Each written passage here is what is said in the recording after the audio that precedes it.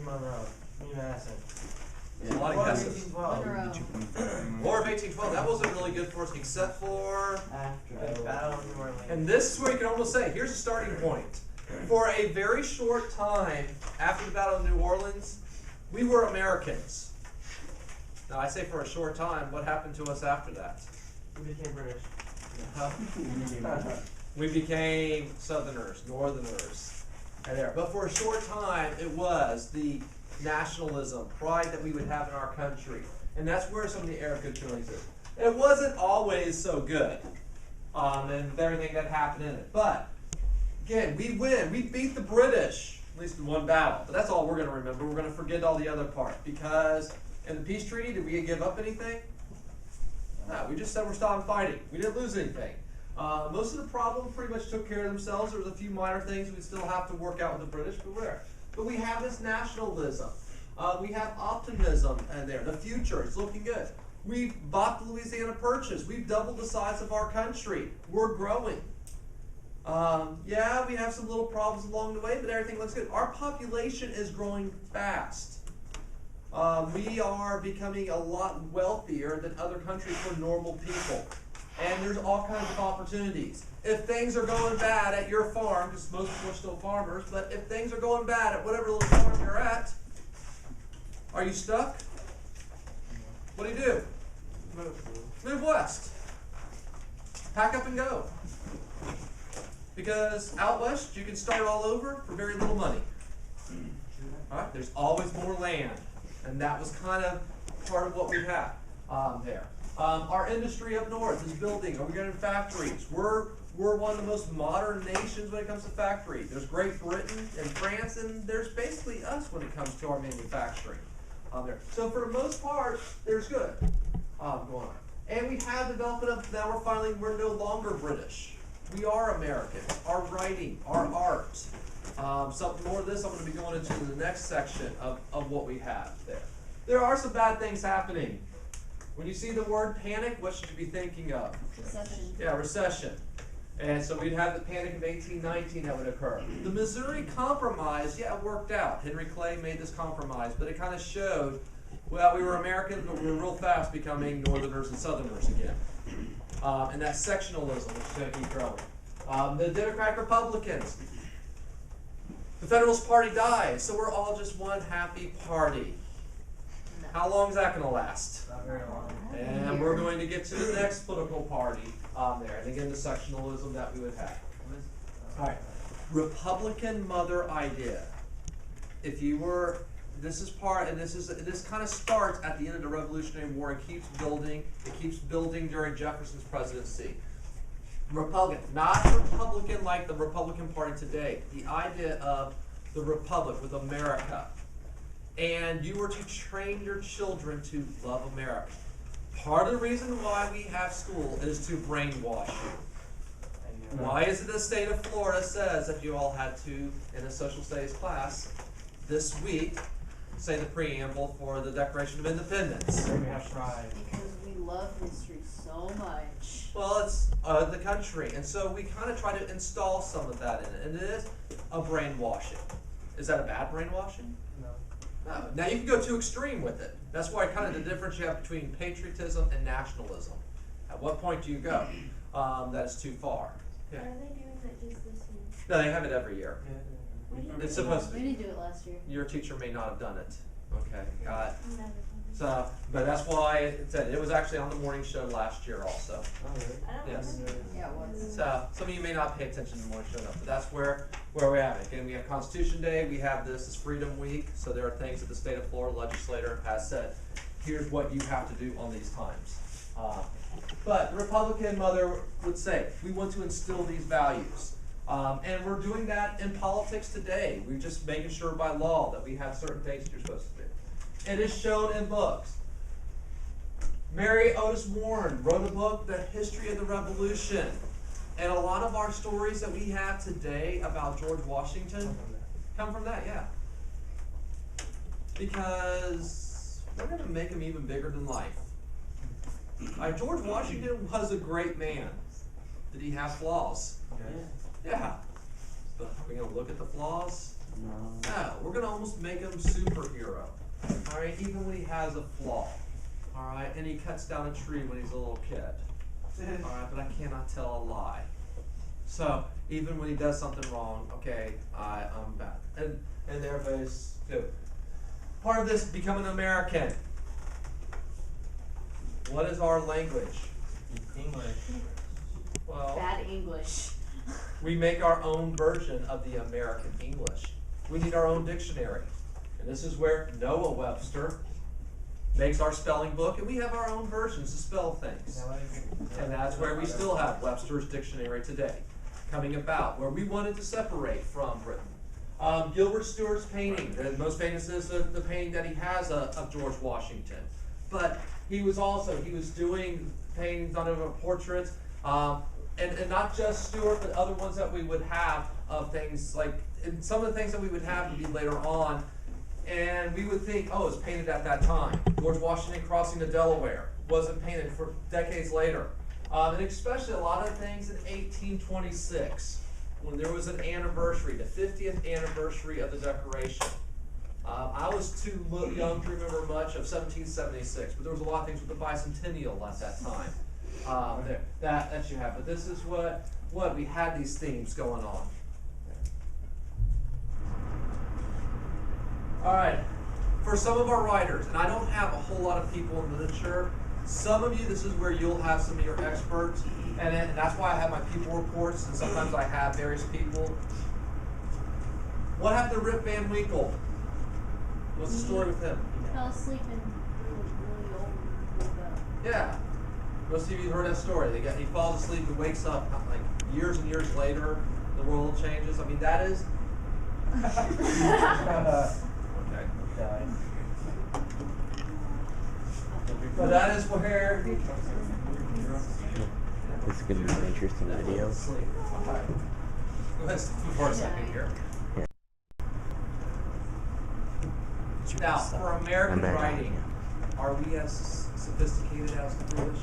Yes. The French? Or when the British read our books, what do they think of it? Yeah, we're very crude, rude. All right, and that's part of what comes in there. But we like it. There is one writer here that the British did actually like, James Fenimore Cooper. There. Now he wrote in romance. That time period, what is romance? Tragedies. No. Romance is actually about nature. All right, it is not love stories. All right, romantic writing at that time, and extremely descriptive. One of the mistakes I made, and in the way that classes used to be, you did more literature in your 11th grade, and so we had to do things. I'm thinking, oh, I love things with historical novels. I'll do James Fenimore Cooper. And some of you have seen the movie The Last of the Mohicans, and it actually is a lot like his writing. I mean, this is where sometimes a movie, there's not a lot of dialogue in Last of the Mohicans. As you've seen with Daniel Day-Lewis, right, he's not the greatest speaker. A lot of good violence in there for those of you that like that. It's about the French and Indian War. But one of the things about the romance novels that you write in there, if he's walking into this room, the next 10 pages, he will describe every little thing in the room. I mean, you don't have to worry about leaving anything to your imagination because they tell you about it. It's very descriptive. And then they got the next part, which in the movie, when they did The Last of the Mohicans, again, there's not as much dialogue, but they actually do it as, in fact, remarkable what they do with camera work, kind of showing different scenes there. But he was actually the first novelist that was kind of accepted by the Europeans. It wasn't so much the American style where, and this is why I kind of give two different writers. One that was more American, one for Cooper that was more sophisticated. Even though it was crude because what he's writing about, but the style that he wrote. All right, anyone know what our #1 sport is during the early 1800s? Leatherstocking. Well, leatherstocking is the tails. Baseball. Not baseball, hasn't been invented yet. Football. Football hasn't been invented yet. Squash. Okay. Really? Boxing. I was gonna say boxing. Alright, why is horse racing the #1 sport? Yeah, horses. Yeah, they have a lot of horses. Did you do horse racing if you're rich? Did you do horse racing if you're poor? Yeah. I mean, this is where, I mean, you get together, 4th of July, and 4th of July was becoming a bigger and bigger holiday. Well, it was one of the few days people took off from work, and could you get a bunch of farmers and decided, hey, let's race our horses. Yeah. Meanwhile, you have richer people that they're breeding horses nothing but for racing. A lot of sports are big because of gambling. Can you gamble on horse racing? Yeah. I mean, that's one thing with professional football. Okay? I mean, one reason why. I mean, it is so big, and some of the sports that you look at. There. Our culture in America, we like to look back at things and kind of see how things are, but how are we when it comes to alcohol in America when we go back 200 years ago? I don't care. We love it. Yeah, we love it. The average American was drinking more than double at that time of alcohol than what the average American drinks today. It was a lot bigger part of our culture than it is today, which is pretty amazing when you watch and see how many commercials and how many things we have involving alcohol today. This is one of the things that actually when we kind of look back on history and see where prohibition did, which some things were not real positive when we had the alcohol, which is where we're going to see that we're going to have temperance come about soon after that, some of the negative side. All right, time to wake up again. The Second Great Awakening. What was the First Great Awakening about? Yeah, religion. So what do you think the Second Great Awakening is? It's religion. We kind of have, and we'll have this several Great Awakenings in American history. And here, revivalism. We will have camp meetings. What camp meetings are? These just giant revivals. People will come around. At Cane Ridge, I think it was over 30,000 people came to this area in Kentucky for revivals for a whole week of services. The one preacher that I kind of said that you need to know, and you might refer to People Reports, and to give you something to grab hold of, Charles Finney, who actually wasn't even at Cane Ridge. He was up in New York. But one thing about the Great Awakening, the Second Great Awakening, it is appealing a lot of times to our middle class. And we'd also have some of the churches that are really growing dramatically during this time. Baptists, Presbyterians, and Methodists. Those pretty big churches in today's society today. So this is where they're growing. But it was towards the middle class. One other religion is Deism. It is growing, and we'll have actually some, and I kind of do more on the Second Great Awakening later on, continue on, because again, it doesn't happen just in one time period. It kind of stretches over. But Deism, if we look at Deism today, we would say that it's not true Christianity. And then depending on, I mean, no matter what, if you are Christian, whether you're Catholic, Baptist, Episcopal, whatever it might be, the tenets that all of the Christian religions have is that you believe in the Trinity, the Father, Son, and Holy Ghost, that Jesus was the Son of God and was resurrected, and the virgin birth. Now, there's a lot of other factors that different churches kind of go into, but that's the basics that they have. Well, deists don't believe in really the true Trinity. They believe that there is a God. All right, they are not atheists. They believe there is a God. There's a reason why things happen. But that other part of it. Thomas Jefferson might be one of our best examples of it. And what he did, and kind of think about it and put it in today's term, he had his own Bible. He took the Holy Bible and basically cut out any parts of it he said that couldn't be proven by science. What? So miracles, things like that. He said it wasn't. Now, he said, and this is where you can kind of look at Jefferson as being a bit of an elitist, because he said the reason why we had those stories is because, well, you have to explain it to the common people. And so if you put stories in there, you can explain it to others. Now, do you think a person would get elected in America today that was taking the Bible and said, well, you know, it's not really true with this. The Bible is, and this is where Jefferson said, is a guide to live your life in a moral way. No.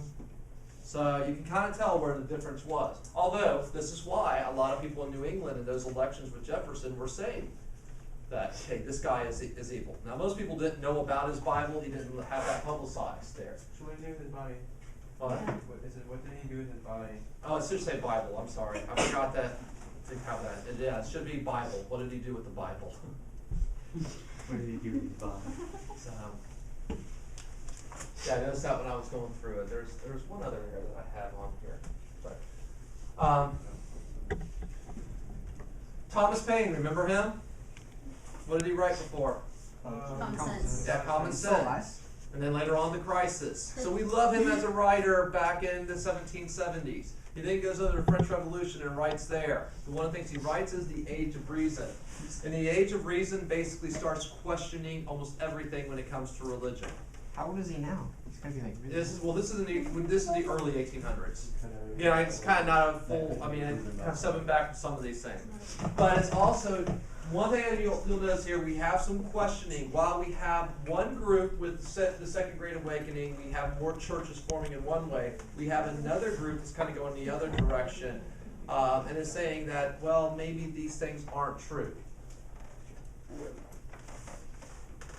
Our first boom that we will have. Yes, the beaver. Look at that cute beaver.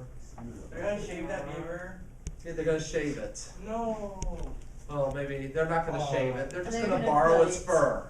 It's gonna be cold They're though. gonna be And where are we gonna find that fur? On mountains. Yeah, out west in the mountains. And this is where Jedediah Smith, and I just use him as one example. Okay, we'll have later on Kit Carson. We have a lot of mountain men. And these mountain men would go out west, they would work with the Native Americans, they would trade with the Native Americans, they would learn about these areas there, and they would make, sometimes Jedediah Smith could make 3-4 times the amount that a normal person would make there. Wow. But what ended up happening with them, though, is these stories came back, and they got amplified more and more. And do we have a sense of adventure as Americans? No. And this is where we kind of take where we had Daniel Boone, Davy Crockett, Jedediah Smith here, and we kind of take these stories and the rugged individualism of America. Plus, as we are going out west and we hear about these beautiful lands that Louisiana purchased, and on the edge of it we have these Rocky Mountains. Well, do we want to stop there? No. And this is where we have manifest destiny. It is our destiny to have this. And fur was also the thing that got our first millionaire. John Jacob Astor, who had fur companies, would become our first millionaire. He would be our Bill Gates of 200 years ago. Yeah. Okay, richest man in America. And that's where fur would be, like the computers today. All right, transportation revolution. What is a revolution? Change. So how are we going to be changing in basically the early 1800s? First thing we have are what are called clipper ships. Britain might have the greatest navy in the world, might have the best merchant marine. We took a lot of their technology and we, in some ways, improved upon it. In our New England, the clipper ships that were being built in the late 1700s and early 1800s, before we get to steamboats, we make some of the best boats in the world. One thing that helped us was we always had a lot of trees. There's always forest. We can cut more forest down because just go out west. There's more. We have all these natural resources to build with this. But our clipper ships. Then we would have the whaling ships. And this is another industry in New England. Now, what do you do if you're on a whaling ship? Kill whales. Why? They have oil and stuff. Yeah, they're fat, which is where we get the oil. What are we going to be using? Lamps. We have some for lamps. We also have the Industrial Revolution that is occurring at this time. And we would be using that oil to oil machines. We don't have petroleum out of the ground. We are having to use it. What? Do they eat the whale too? There would be parts for eating, but the oil was the most important thing of it. There probably be something like it, gross, like fatty, fat. I'm not sure. I've never had Cut that that one. so good. African American influence. The reason why I have this on here is this is where we also had a lot of free Africans that were in New England. That sometimes, even though they are free, are they always treated as equals? No. But a lot of them would work on these whaling ships. Very dangerous job. Could get paid a lot compared to other jobs. Very dangerous. But a lot of African Americans were ones that were working on these whaling ships. That kind of was the lubricant that kept everything rolling in our first one. All right, roads. We were building roads connecting various areas. The National Road, also as the Cumberland Road, would connect the Ohio River and the Potomac River, so we have something crossing there. A turnpike. The reason why it was called a turnpike for this road is it was a private road.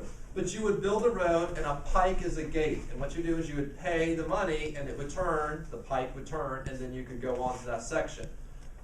We have a turnpike here in Florida. Once you get off of Wildwood and you go all the way to Miami, and you have to pay along the way. The Suncoast Parkway going to Tampa is a turnpike. It's a toll road. But these link things together and spread our market economy. What do we mean by a market economy? Like how lit bigger economy, like where you get your money from and stuff.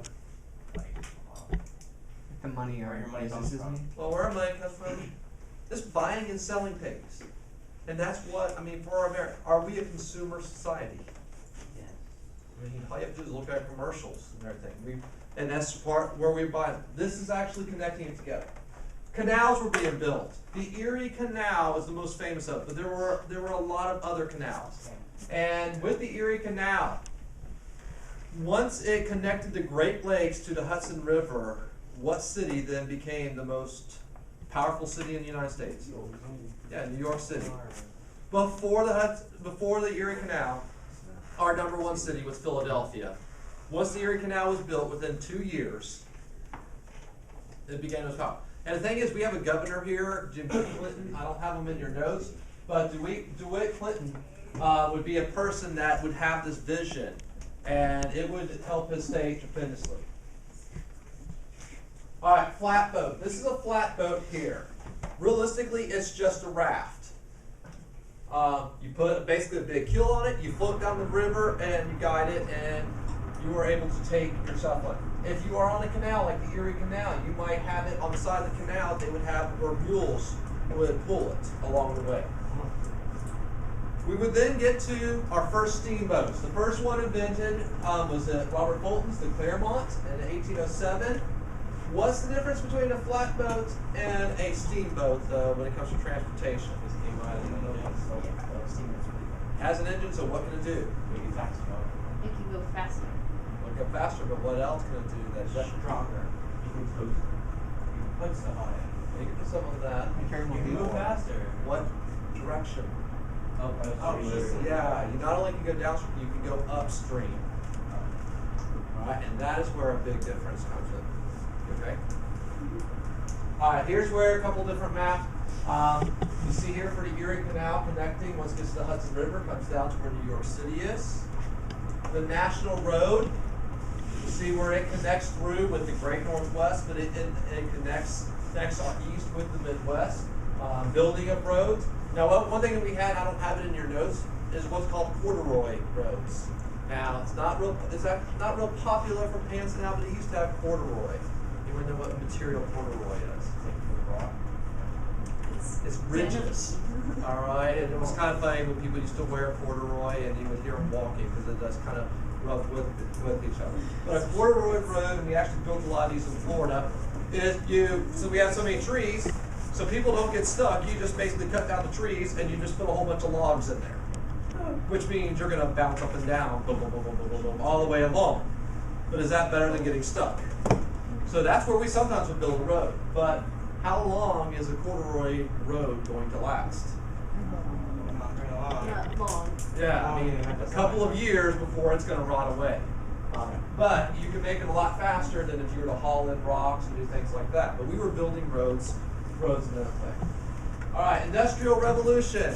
Revolution means change. What our change in this case is from hand tools, little craft shops like handle makers and blacksmith, to now getting to machines and factories. In America, most of our change in the biggest part of the Industrial Revolution occurs in the textile industry, so in making cloth. Our first one, and it's kind of trivial, but it's good trivia to know. Our first factory was made by Samuel Slater. He memorized the plans in his head, brought them over from Britain, and then drew them down. It was against the law. It's you kind of look at this. John Rolfe, the tobacco. Okay, he had to sneak over some seeds. All right, and then we have the tobacco boom. Samuel Slater, He has to memorize these plans and sneak over to America to build this first factory. And then other people started copying what he had. Eli Whitney. Now, most of you, when I say Eli Whitney, what two words come to mind? Yeah, the cotton gin. But his idea of interchangeable parts is great. What is interchangeable parts? Two parts work for Yeah. things. Like if Susie, if my carburetor in Susie goes bad there and I need to do I get rid of the whole moped? No, I just get a new carburetor for it. There, you don't, and that is part of interchangeable parts.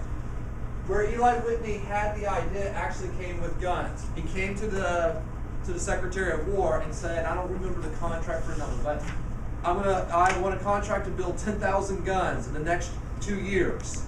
And they're like, well, how many gunsmiths do you have working for you? He said, I don't. And they told him his idea, which he actually didn't fulfill his contract in time. He eventually did, but they was able to get that many more guns at a cheaper price. Now, were the guns as good as those made by the gunsmiths? Yes. No, they aren't. They weren't that much lower in quality, but they could get a lot more, a lot quicker. Plus, for any of you that join the military, one of the first things you learn is how to take apart something, put it back together, take it apart, put it back together. So that if we're all in a platoon and Haley goes down and she has a broken gun, I have a broken gun, well maybe with the parts of the two guns I can put it together and I can have a working gun. Meanwhile, if it is a gunsmith that makes it, if one little part breaks, the entire thing's useless. Trigger breaks in a gun today, well you replace the trigger. And this is what, I mean, if you think about it, everything that we have. And these desks in here, if something breaks on it, they sometimes can take the seat of one and put it with the top of the other. And that is what? I mean, it's part of the side. Yeah. It does not make it as high a quality, but it makes things a lot cheaper and a lot more efficient to do things. And what we would have is mass production in the north. Now we have mass production in the north. We already know then how he is impacting the South, the cotton gin. Is Eli Whitney responsible for the Civil War? No. Is he responsible for the North Whitney? Yep. Yeah. He's indirect. Oh, I know we haven't studied that yet. But you kind of like, the North would ultimately, you can kind of say, all right, we go into the Civil War, issue of slavery, the cotton gin revives slavery. The North would ultimately win the Civil War realistically because of its production that it has in its state factories, which we can trace back to Eli Whitney. So you're talking about a person that has an impact on American society in so many different ways. And this is where I say for a cotton gin, I think before I've talked about it, how it was actually something that probably a couple of you in here, if you were to look at one, you could, with woodworking skills and working with simple metal skills, you could build one. So Eli Whitney didn't make any money off the cotton gin because he couldn't sue people for building it on there with things, because he'd have to sue so many people. All right, women at work, the Lowell system. Now, textile factories, we have a guy, Francis Cabot Lowell, that builds these factories in New England. Have the question, why New England? The cotton's being grown in the South. Why are we making the cloth from the cotton hundreds of miles away? We have factories. Well, why not build the factories closer? Cool up north. Because what? It's cool up north. The soil's no good for growing anything. Well, they don't have as much for the opportunity there. Because we don't want the South to get factories. It's a conspiracy against the South then. Population. Some of the population. There's some other things that you had. The first factories, what were they powered by? What? Steam. Not steam. Stream. Stream. And if any of you that have ever been up in New England, the mountains are close to where the ocean is. And you might remember what we had was called the fall line. That is where you have waterfalls. That is actually not too far from where the ocean is. You also already have the shipping industry built and operating out of New England. So they bring in the cotton. You build the factories near where the fall line is because the water is flowing fast enough there that you can turn the turbines and everything that you need in order to build things. There. That's why it's in New England. Now, why does Lau use women in his factory? And when I say girls, a lot of you girls in here, you would be the ones that would be working in that because most of your families were farmers. And, well, there comes a certain amount of time that do we really need a whole bunch of teenage girls working on the farm? No. And some of you, well, you haven't found a husband yet, so we get you to go to one of these factory towns, and you become one of the mill girls. Now, if we have our regular girls going that are living in towns, they're actually going to be treated really good. And for you girls, you might say, oh, that'd be nice, get away from mom and dad. Better than working on a farm. All right? And you'd go and you almost live like in dormitories. And if you went out on town, are you going to allow that when you get off work, are you going to be allowed to go out shopping and do what you want? Well, you can, but you got to have a chaperone with you. Because can we actually let teenage girls out on their own? No. All right, so there would be, it would almost be like you would have an older lady, it might be a widow lady, that you all would go out town. And don't worry, there's all kinds of social events like church that you can go to together, and they would have that. The one thing about these factories in here, and I have part of this about how were they treated. They're treated real good, but they were very safe. Our factories. Britain came over and used our factories in America as an example of what should be done. The workers are treated very good. They are very safe factories. Now, I have on here how would that, or what would change in the future. Later on, we wouldn't be using our middle-class teenage girls in the factories. What workers would we be using in the factories a couple generations later? Asian boys. Well, it wouldn't be Asians. Cheap labor, like Mexican maybe. I don't know. But what immigrants in the 1800s would be the ones who would be cheap labor? Yeah, like the slaves. Irish. Irish. Are we going to make our factories and spend extra money on safety and treat the Irish and other immigrants the same that we treated our middle class girls? No. No. And we would go from being some of the safest, nicest factories to, well, hey, if the worker dies, we got someone else coming off the boat to replace them. All right, you cut off the arm, sorry about that, got someone else to replace you. But before that time. Now, why did Francis Capital use girls? Because they were cute. Oh, cute girls. They have anything better to do. They could get their hands in small places. Well, that's why you sometimes use kids for things, but that wasn't, and then sometimes that would be a little bit for some of these. But what? Would you have to pay a girl as much as a guy? No. No. Would you have to pay a girl? Well, no, you would have to, but you wouldn't have to pay as much. That was the main reason. It comes down to economics. If I have a choice of whether or not I have Trace or Sarah, and Trace is going to cost me $10 an hour, and Sarah's $5 an hour, they're going to be doing the same work.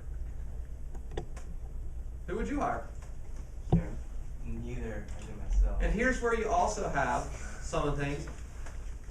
It's stereotypical, but this is where sometimes stereotypes come into things. And I had my business for a couple of years where I hired people to make fishing tackle. Okay, manly business, making fishing tackle. And almost every worker I had was female. What? It was repetitive work. Now again, this is stereotypical. Not every woman's this way, not every man's this way. But for men, do we stay on task as well? No. And do we multitask as well? No. No, we don't. I watch two guys when they're working on a car, and they get to talking about, did you see that call last night? Oh, I cannot believe it. Can they keep working on the car, or do they have to stop and be dramatic about it? Meanwhile, the girls, they can keep working and gossip about somebody the whole time, and they're working the whole time. All right, maybe not the gossiping, going too much with the stereotype there. But they are able to do things. Plus, for guys, when we're working on something for a while, we get a little bit bored with it, and we decide we're going to improve it. And we're going to make the system better than what it is. And do we usually make it better? No. No, we usually screw it up there. Meanwhile, the women, they are what? And it's, again, it is something that women not all women are this way, not all men are that way, but women overall are usually better when it comes to repetitive work. They will stay on task and keep working faster. My father-in-law has a factory in which he makes violin, cello, guitar strings. And except for his machinist, the majority of his employees are women. Out of like 70-something employees, 60 of them are women. There. Now his mechanics and his machinists and all, they usually are men. But they're ones that are having to do various things. But the people that are doing the same thing over and over again, day after day, the women usually do a lot better job than the men there. So it isn't all things. But the number one reason still comes down to that time. It was money in Ireland. Now I spent a long time on this Lowell system. Think that's important? Yes. No. Okay, so remember that with it. This is where it also this start what we'd have. So our first unions come from these factory girls. And as these girls are now getting off of the farm and they are with other women, they're earning money for themselves. Most of it they send home to family, but they are earning money for themselves. Do we have some idea that maybe women should be treated equally? Nah. And we will have the roots to some of our first women's rights. All right, haven't had a Henry Clay slide yet, so here we go. We have something. Internal improvements. Get used to this word. Today we call it infrastructure. But one thing Henry Clay would push for would be internal improvements, roads, canals. In all reality, it's Alexander Hamilton. We're doing something to help out businesses. The Erie Canal connected the Midwest with the East. We could send products back and forth there. And what ends up happening is we tie the old Northwest, what is the Midwest, with New England. And what really happens is that part of the West and the New England becomes the North. Get used to this word. We'll go more in detail later on, but the American system. With Henry Clay, he wants the American system. Part of it was internal improvements. We're going to come back to the bank. Yeah, the bus comes into this and that section also. But he is wanting to build more turnpikes. Meanwhile, though, here's where Madison fits into this. There were some things the Federalists wanted, but this is where Madison showed his roots for his Democratic Republican idea. He's not Hamilton in this way. Because when they are trying to do an internal improvement bill, Madison says, wait a minute, we shouldn't be spending taxpayer money on stuff that the states should be building. Okay? You want to build roads, that's fine. But Georgia, you build your roads. North Carolina, you build your roads. We don't need to have it where taxpayer money goes to other states to build something. And so this is where Madison kind of fits in more with the Democratic Republican idea. Although this is the same person that had no problem with the bank continuing on. What's going on in the South? They're not building roads in the South very much. There's some. They're not building a whole lot of canals. And the reason being, we have natural rivers. Do we need to build, and later on, railroad lines to transport things when we have rivers? Here in Inverness, if you were in Inverness 150 years ago, 200 years ago, what's the easiest way to get your products out? What, Mikey? Yeah, the Withlacoochee River. Put it on a boat, get to the Gulf of Mexico. Do we really need to go and clear and build a road and do all that stuff to get it someplace? When we can make a short road to the Withlacoochee River, put it on there. And that's why for the South, most of the areas. Here you see a map of Georgia. I mean, it's almost, there's very few places in the South that there is not a navigable river within 50 miles of it. So you build short roads, get to that river, and use the river. And that's where their background. Meanwhile, we have King Cotton emerging. As cotton becomes more and more profitable, we have more things. And then we have the peculiar institution. What is the peculiar institution of the South? Weird institution. Not weird. Yeah, instead of using the word slavery. Oh yeah, isn't that what he? All right, it is referred to it as the peculiar institution. And things really didn't change from the old colonial days because the rich planters, they're the ones that controlled everything in the South. And when I say everything, economically, they owned most of the land. Politically, they held most of the positions. And socially, they controlled the social issues. Sectionalism. Now this is getting very simplistic. Sometimes we'll call it might be referred to as regionalism. Different regions, but usually sectionalism. Notice here we have, and this is a little bit later in time period, the North, the South, the West. The New England and the Midwest kind of join together to make the North.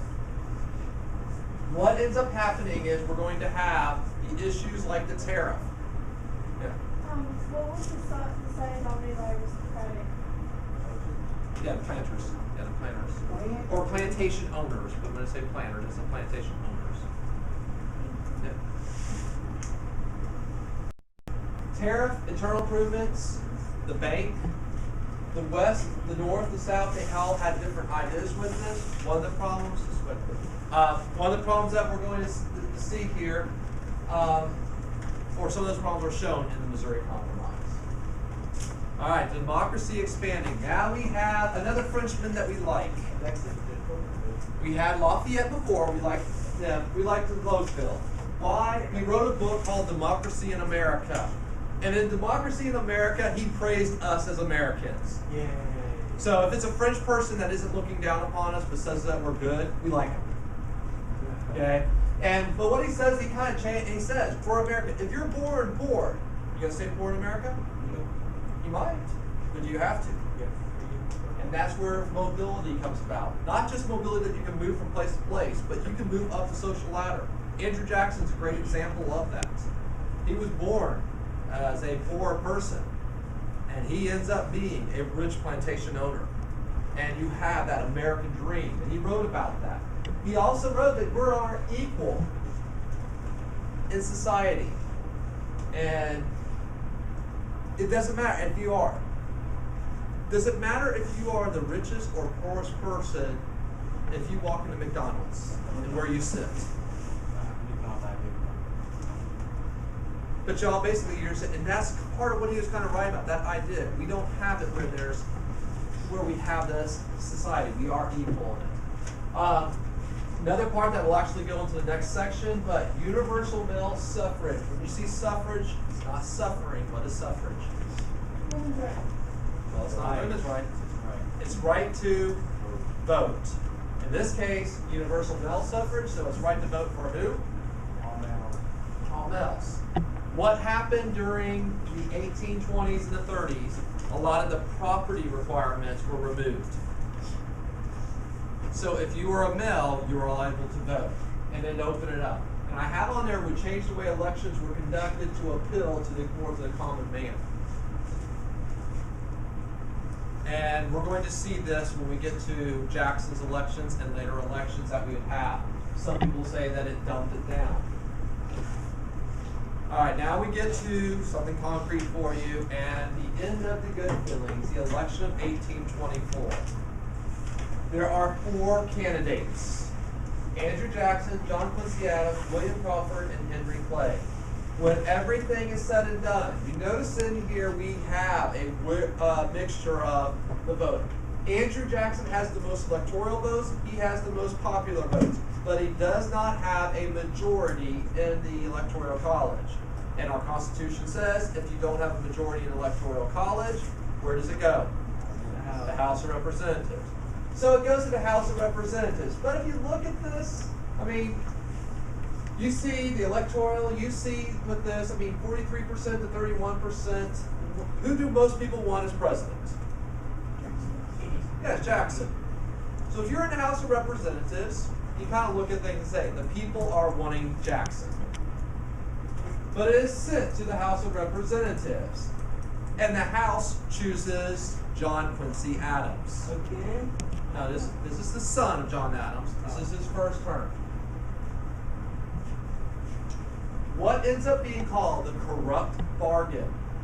Because Henry Clay convinced all of his people the people that supported him, not to support him, but to give their vote to John Quincy Adams.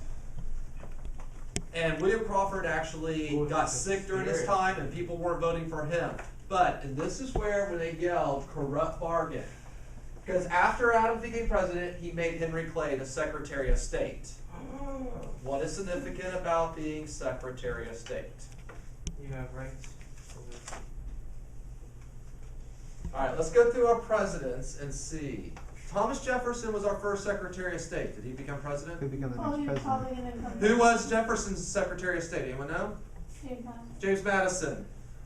Who was James Madison's Secretary of State? Monroe. James Monroe. Who was James Monroe's Secretary of State? Quincy. John Quincy Adams. So, if you're Henry Clay, you want to be president, well, the natural stepping stone is to be Secretary of State. You're fourth place right now, but you're Secretary of State. Come around 8 years from now, maybe you're the man on there. This ticks off Jackson, and he's not someone you want to tick off because he would spend the next 4 years campaigning to become president. And guess what would happen in 1828? And he becomes president and he wins. But this is where we kind of get to the end of the era of good feelings, even though it's not all good. There we get to that part. All right, I'm going to show you this video, which actually has to do not just with this section, but with the other sections.